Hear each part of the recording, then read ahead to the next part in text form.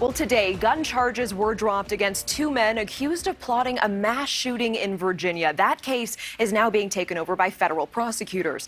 Now, Richmond police say they were tipped off about the shooting, which they said was set to take place at a July 4th event. However, during today's court hearing, prosecutors confirmed they had no evidence of a specific location for the shooting.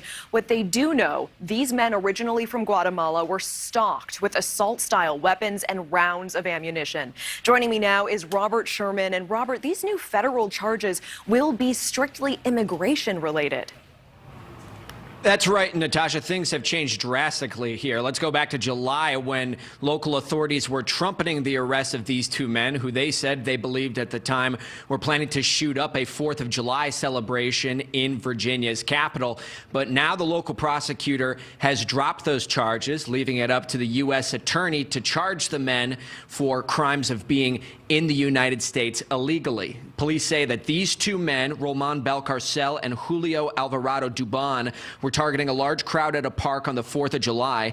But a prosecutor in court today walked that back, now saying the two had guns and were planning a shooting, but offering scant details on how far or how serious the plans were. A call to a tip line had alerted police, who later found 2 assault rifles, a handgun, and hundreds of rounds of ammunition. Today, authorities dropped charges of illegally possessing weapons as the U.S. attorney filed charges against both men for being in the country illegally. One man, court's records show, overstayed his visa for 7 years, while the other had returned to America several times after being removed. The defense attorney of one of the men spoke to our reporters outside the courtroom today, saying he does not understand why police claimed the men were planning a mass shooting. Take a listen to this.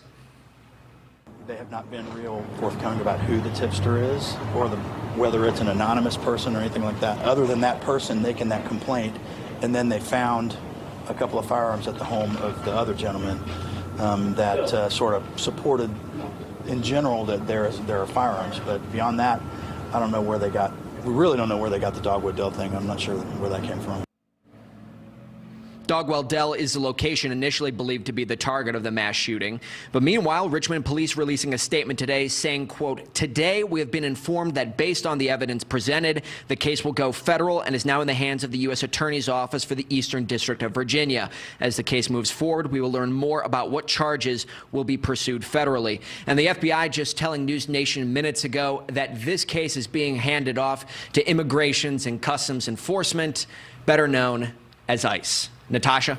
All right, Robert, thank you so much. Thank you for watching. Go to newsnationnow.com to find NewsNation on your television provider. And don't forget to click the red subscribe button below to get more of NewsNation's fact-driven, unbiased coverage.